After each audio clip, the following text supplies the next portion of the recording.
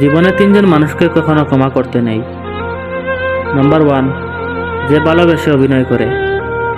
Number 2, যে বন্ধুত্বের সুযোগ নিয়ে বেইমানি করে। নাম্বার 3, যে বিশ্বাসের অমর্যাদা করে। নিজে ভালো হলে জগৎ ভালো, এটা সম্পূর্ণ ভুল। আপনি যত ভালো হবেন, লোক আপনাকে তত টকিয়ে হবে।